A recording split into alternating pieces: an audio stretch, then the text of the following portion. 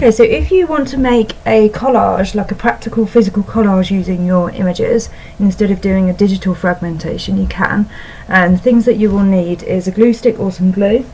You can make glue from flour and water, I think, if you're struggling to have glue. Scissors, a ruler. You may want some backing card to create a shadow. If you've got it, you could use cereal box card, might work nicely, and that will just give it a little bit of depth.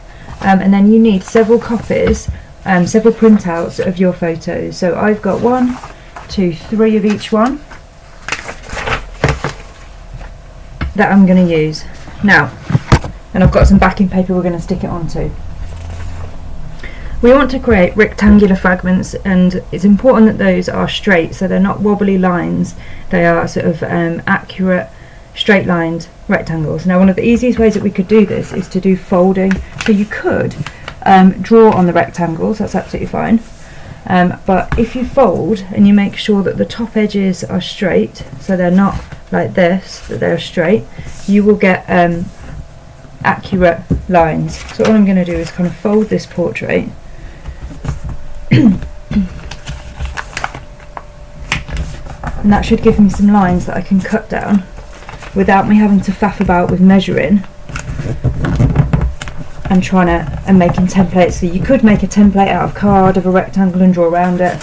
I'm hoping that when you open you can see that that has been cut into fragments, and if we do that to your other images, then you will have different rectangles that you can cut out and restick. So I'm just going to do that to some others. I'm going to pause the video and come back when I've done that. Okay, so you can see that the ones that I've folded, some of them I've created some larger fragments, like these two, and then on some I've created smaller fragments, okay, just to give me some options.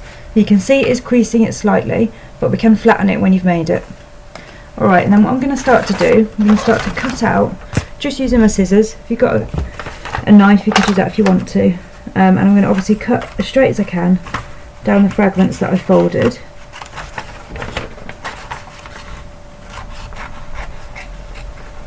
Obviously cutting out a selection from each portrait photo that you have. Okay, and then I can maybe take one from the other image.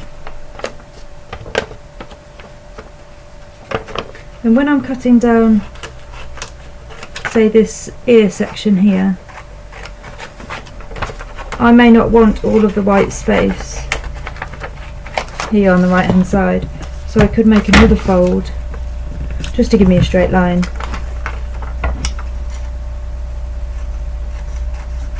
And then just cut a little bit of that off. Okay, and then I'm just going to keep going. I'm going to pause the video and keep going until I've cut out all the fragments that I want to compose.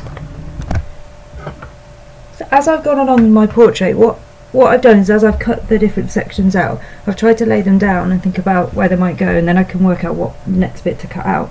But there are some adjustments that I need to make. Like I can see here, there's quite the white is next to the white, and then it's cutting off here. So I'm just going to make some adjustments to that.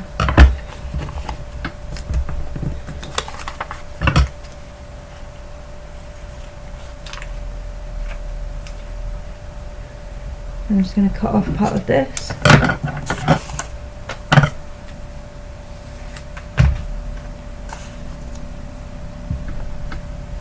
As you're assembling it, I want you to think about what it is that's making your fragmented collage successful, like the layout.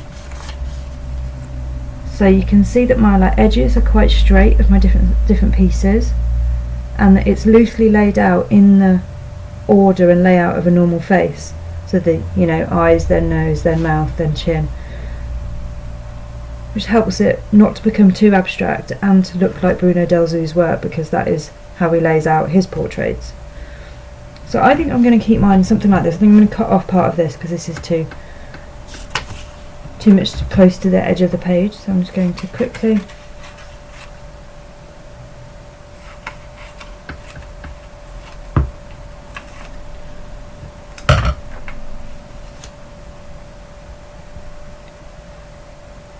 Okay, so I'm quite happy with the use of space and the layout, and then all I need to do is I can just stick that down.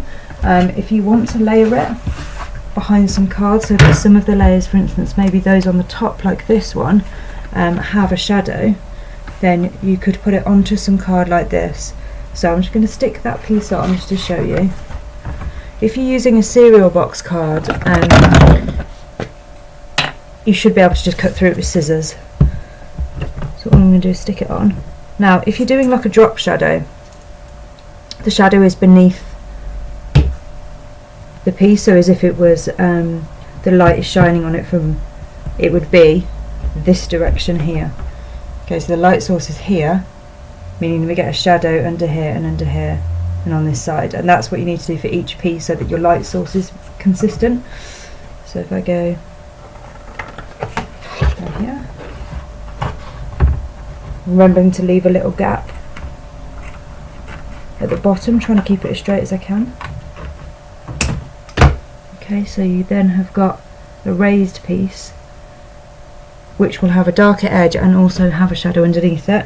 Now if I was going to choose another piece on the top, like this one's also at the top, so I'll just show you one more time where I've placed the areas of shadow. I'm going to stick that onto my cereal card.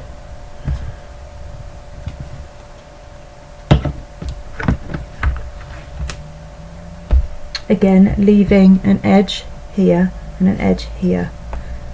Trying to keep that edge nice and straight so it's an even width.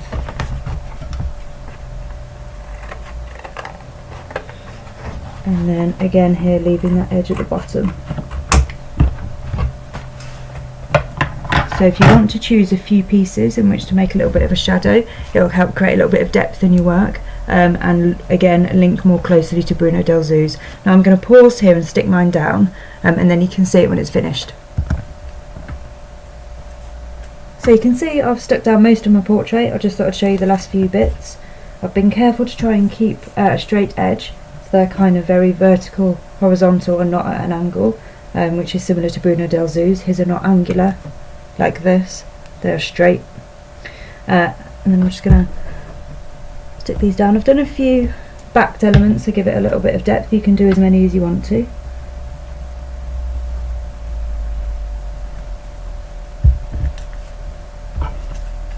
You could photograph your composition before you begin to stick it, if that would be helpful for you.